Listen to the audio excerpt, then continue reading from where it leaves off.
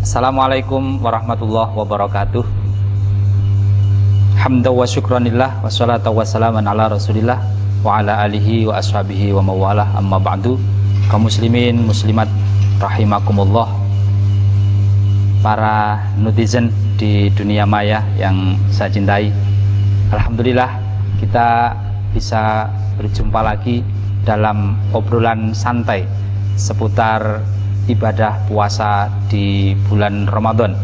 Sebagaimana pada pertemuan yang lalu kita sudah membahas tentang dasar hukum kewajiban kita puasa di bulan Ramadan, maka untuk pertemuan kali ini kita akan lebih spesifik membahas tentang definisi dari puasa itu sendiri, kemudian syarat wajib dan juga syarat sahnya puasa.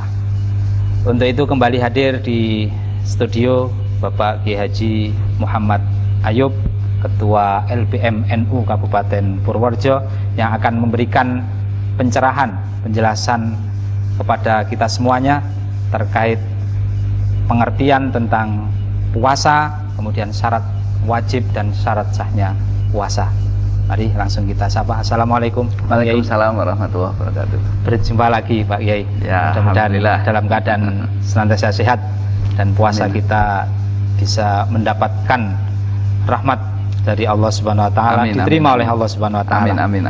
Ini Pak Kiai, kemarin kita sudah membahas tentang dasar hukum tentang kewajiban puasa. Kemudian kali ini kita perlu mengetahui tentang pengertian puasa itu sendiri. Kemudian juga dalam ibadah tentunya ada syarat wajib, ada syarat sahnya, kemudian ada rukun, kesunahan dan kemakruhannya.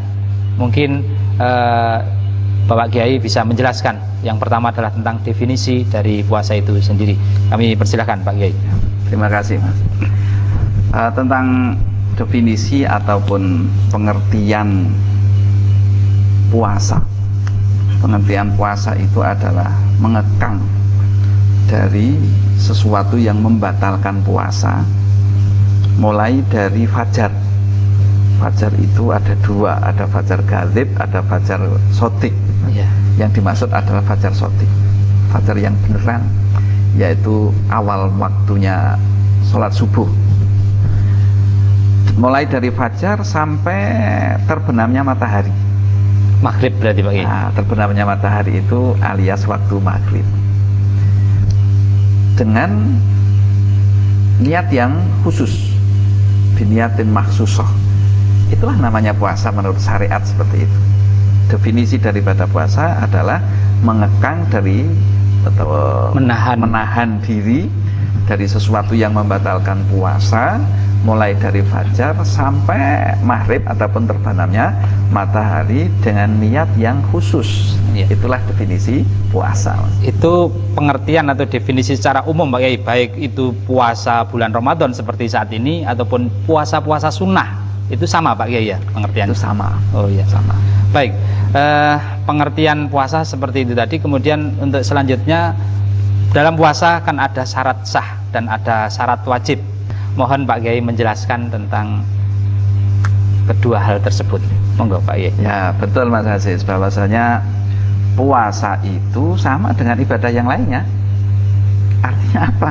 Artinya juga ada syartul wujubnya, syarat wajibnya, ada syarat sahnya, ada rukunnya, dan ada mubtilatnya, bahkan ada makruhatnya, ada sunah-sunahnya, sama dengan ibadah yang lainnya. Iya. Itu puasa. Kemudian mungkin secara spesifik Pak Kiai tentang ada istilah syarat wajib dan juga syarat sahnya. Mohon dijelaskan Pak Kiai. Ada syarat wajib, ada syarat sah. Syarat wajib itu adalah ketika orang itu memenuhi syarat-syaratnya, maka orang itu berkewajiban atau diwajibkan untuk melakukan puasa. Kalau itu syarat wajib. Ya, syarat wajib. Ya. Kalau syarat sah adalah syarat-syarat yang menjadikan puasanya orang itu sah. Nah, apabila sudah memenuhi syarat-syaratnya. Itu ada syarat wajib, ada syarat sah. Baik Pak Kiai. Satu persatu Pak Kiai tentang syarat wajib dulu Pak. Ya, siap. Monggo. Kita bicara tentang masalah syarat wajib dulu ya. Syarat wajib itu yang pertama adalah Islam. Artinya berarti ketika orang itu bukan orang Islam ya memang tidak wajib berpuasa. Tapi kalau orang itu sudah dinamakan orang Islam, maka dia berkewajiban untuk melaksanakan puasa bulan Ramadan ini. Iya. Untuk yang kedua, syarat wajibnya adalah mukalaf. Mukalaf itu cara Jawa adalah diperdi.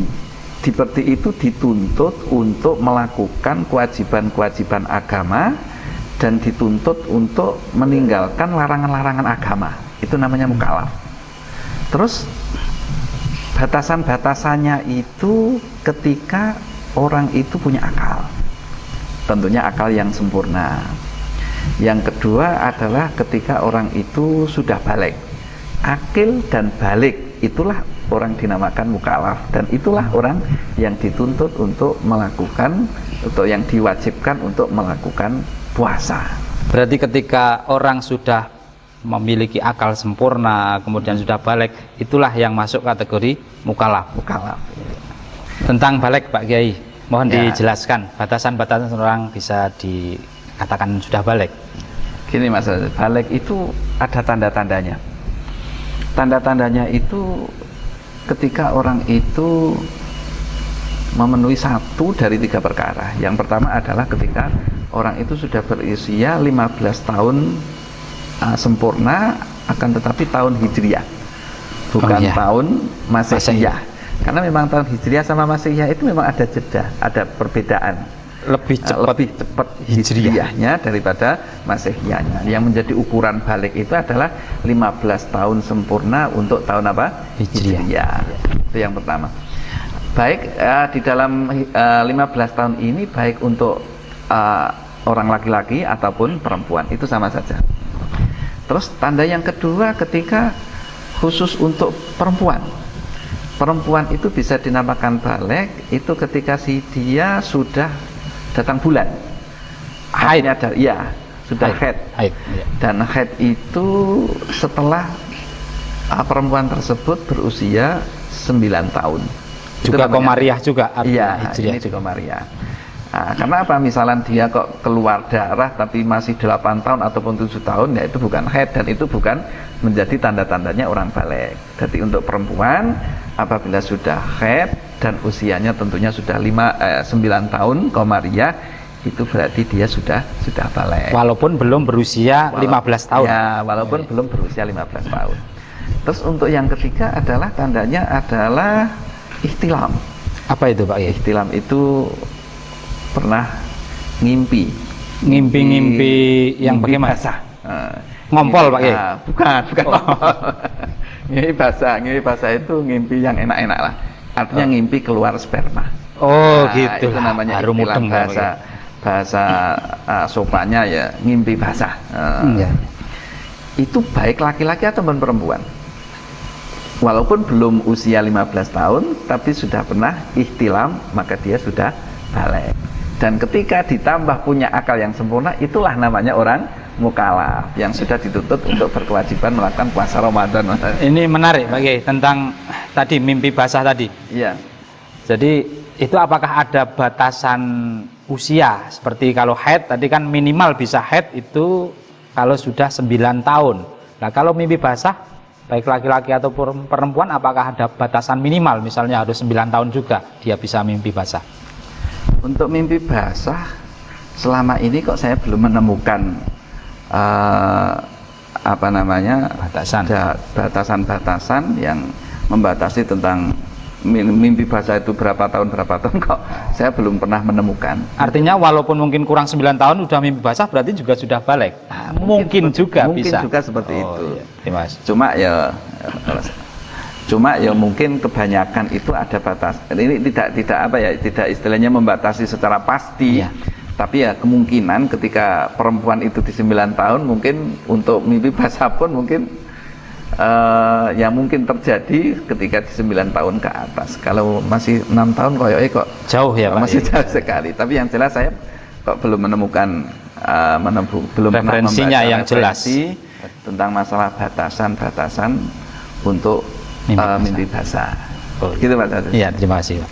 Dilanjutkan Pak Kiai terkait syarat wajibnya, apa masih ada lagi atau cuma 2 itu? Oh iya, tadi kita sudah sampai pada Mukallaf. Yang ketiga syarat wajibnya itu adalah mampu untuk berpuasa.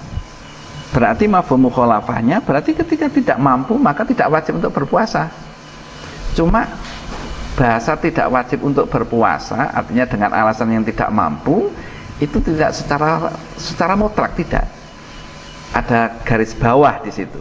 Yaitu ketika tidak mampu dikarenakan satu karena tua renta ataupun lanjut usia yang memang fisiknya itu tidak mampu untuk berpuasa, maka bagi dia memang tidak wajib, tidak usah suruh berpuasa, memang tidak wajib. Oh gitu ya. Terus yang kedua, alasan yang tidak mampu itu tidak wajib berpuasa bagi orang yang sakit, akan tetapi dengan sakit yang sudah kritis, yang sudah tidak bisa diharapkan kesembuhannya menurut medis. Lah itu orang sudah tidak wajib berpuasa, tapi dia wajibnya adalah membayar fidyah. Gitu. Ya, Jadi kita tidak boleh beralasan tidak mampu karena apa. Artinya mencari-cari alasan sendiri kemudian menyatakan saya tidak mampu, nggak boleh. Jadi alasan tidak mampu boleh tidak berpuasa atau memang tidak wajib itu ketika alasannya adalah 2 tadi. Yang pertama karena apa? Karena tua sudah renta, lanjut usia yang memang benar-benar tidak mampu, dan yang kedua karena sakit yang sakitnya sudah kritis dan tidak bisa diharapkan kesembuhannya menurut dokter atau menurut medis. Yang ada cuma apa ya, tunggu keajaiban. Nah itu lain. Ya. Apa dari 2 itu masih ada lagi Pak ya yang masuk kategori tidak itokoh? Jadi harus mampu, kalau tua renta kemudian sakit yang tidak bisa diharapkan kesembuhannya itu berarti tidak wajib. Apakah selain 2 itu masih ada yang tidak masuk kategori itokoh? Ada, karena tua ataupun sakit itu adalah itokoh yang secara hisi. Itokoh yang secara hisi itu adalah yang secara zahir, kelihatan panca indera. Dan di situ ada lagi yang ghairu itokoh syar'i, tidak mampu tapi menurut syar'i, yaitu bagi seorang perempuan yang datang bulan haid ataupun nifas, itu walaupun dia sehat, walaupun dia kuat, walaupun masih dia muda, tapi dia dianggapnya tidak mampu menurut syar'i sehingga dia tidak wajib untuk berpuasa. Tapi faidatu min ayamin ukhar, harus dihitung berapa mengkodok berarti di hari lain, bulan lain, di kesempatan yang lain. Begitu. Ya. Terus masih ada lagi untuk syarat wajib itu adalah,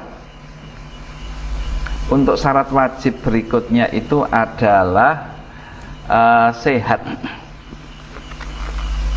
Dengan pengertian berarti ketika tidak sehat maka tidak wajib berpuasa. Dan sehat yang dimaksud di sini berarti ya sakit. Artinya sehat di sini berarti mafhum mukhalafahnya ketika sakit maka tidak wajib berpuasa. Cuma sakitnya itu tidak sembarangan sakit. Jangan kok sakit panu itu Pak, tidak puasa, sakit gigi tidak puasa. Tadi di sana adalah sakit yang parah. Tidak harus walaupun tidak parah, tapi di situ adalah sakit yang masih ada harapan untuk sembuh, sehingga seperti orang itu sakit masih dalam proses pengobatan dan dia butuh minum obat, dan ketika masih minum obat reaksi itu masih ada harapan sembuh. Ketika seperti itu dia bolehlah tidak berpuasa, memang tidak wajib berpuasa ya. Artinya juga boleh tidak berpuasa, tapi dia tetap faidatu min ayamin ukhar, nanti boleh wajib diqadha di hari yang lainnya. Terus untuk yang terakhir adalah syarat wajib itu adalah iqamah. Iqamah itu dalam keadaan di rumah. Artinya di rumah itu tidak bepergian. Berarti ketika bepergian itu sering disebut dengan musafir. Iya. Kalau orang musafir itu memang tidak wajib berpuasa. Jadi musafir tidak wajib berpuasa dengan catatan musafirnya ataupun perginya itu jauh dan bepergian yang memang hukumnya mubah. diperbolehkan oleh syariat, artinya bukan bepergian yang sifatnya adalah maksiat, itu tidak boleh. Jadi orang ketika musafir tidak wajib berpuasa, dalam artian berarti di situ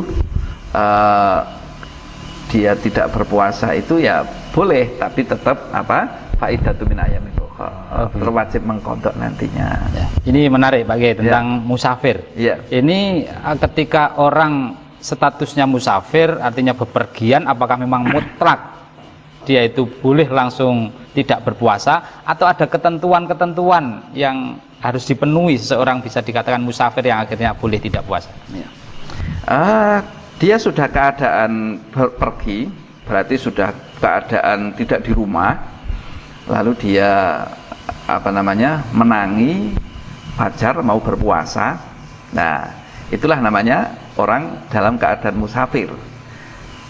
Itu yang boleh tidak berpuasa. Artinya berarti dia keluar dari rumah sebelum fajar, begitu Pak Kiai? Iya. Itu musafir, Ya, yang musafir. boleh tidak puasa. Yang boleh tidak puasa itu ya otomatis keluar dari rumah itu sebelum fajar.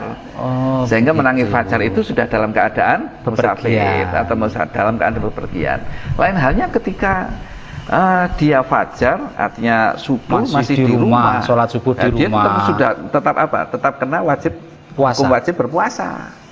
Terus lalu dia pergi, itu tidak boleh dia tidak berpuasa, tetap harus berpuasa. Itu yang selama ini banyak terjadi Pak Kiai. Di sini perbedaannya itu namanya menjumpai awal puasa, artinya fajar sudah dalam keadaan kepergian. Dan ketika itu yang tidak wajib berpuasa ya. Artinya tidak berpuasa tidak apa-apa, walaupun nanti wajib berqadha. Nah, bagi orang yang awal puasanya itu masih di rumah, artinya fajar masih di rumah, ya dia tetap wajib berpuasa. Artinya keluar dari rumah itu setelah fajar, dia tidak boleh tidak puasa. Kalau memang dia ada rencana untuk pergi dan rencana untuk tidak berpuasa, ya silahkan keluar, tapi sebelum fajar. Itu begitu. Gitu. Ya, ini yang selama ini mungkin banyak disalahpahami Pak Kiai. Jadi banyak teman-teman kita itu yang perginya sudah pagi hari jam 7 bepergian dari rumah, kemudian dia menyangka udah musafir boleh gak puasa. Jadi itu pemahaman yang kurang tepat Pak Kiai ya. Itu saja kalau memang orang itu mampu, badannya kuat, walaupun menempuh perjalanan panjang, itu tetap disunahkan untuk berpuasa. Artinya lebih baik tidak mengambil rukhsah tidak berpuasa, tapi lebih baik dia mengambil berpuasanya. Itu bedanya dengan sholat ya. Kalau sholat, kalau kita dalam bepergian boleh qashar jamak qashar boleh tidak. Tapi kita lebih utama mengambil rukhsahnya, yaitu jamak dan qashar. Lain dengan puasa. Kalau kita bepergian, puasa itu boleh tidak puasa. Tapi kalau kita mampu, itu baik berpuasa, karena memang ada nas yang khusus. Wa antasumu khairul lakum katanya. Wa antasumu khairul lakum. Demikian Mas Aziz. Masih ada lagi tentang syarat wajibnya Pak Kiai, atau sudah cukup itu? Cukup itu saja. Berarti kesimpulannya, orang yang sudah memenuhi persyaratan-persyaratan ini yang baru kita sampaikan, berarti orang itu adalah berkewajiban untuk melakukan puasa Ramadan gitu. Baik, terima kasih sekali Pak Kiai atas penjelasannya terkait dengan syarat wajibnya puasa. Sebenarnya masih tersisa lagi tentang syarat sahnya puasa Pak Kiai. Namun karena keterbatasan waktu, maka untuk sementara kita sampai di sini aja dulu. Besok kita sambung lagi materi tentang syarat sahnya puasa. Insya Allah. Para pemirsa netizen di dunia maya yang saya cintai, demikian tadi obrolan santai terkait dengan syarat wajibnya puasa yang telah disampaikan oleh Bapak Kiai Haji Muhammad Ayub. Jadi dapat kita ambil kesimpulan dari apa yang telah disampaikan tadi, bahwa seseorang yang sudah memenuhi 5 syarat tadi, yaitu pertama Islam, kedua mukallaf, ketiga itokoh, keempat sehat secara jasmani dan rohani, kemudian kelima dia tidak dalam keadaan bepergian, maka orang ini wajib untuk menjalankan puasa. Mudah-mudahan kita semuanya tergolong orang-orang yang diberi kekuatan untuk bisa menjalankan ibadah puasa di bulan Ramadan ini dengan sempurna. Amin Allahumma amin. Demikian para pemirsa yang dapat kami sajikan untuk pertemuan pada kesempatan hari ini, mudah-mudahan bermanfaat. Saya yang bertugas awal hingga akhir banyak kekurangan, mohon maaf yang sebesar-besarnya. Terima kasih Pak Kiai telah bersedia hadir di studio kami. Saya akhiri, walafu minkum. Assalamualaikum warahmatullahi wabarakatuh. Waalaikumsalam warahmatullahi wabarakatuh.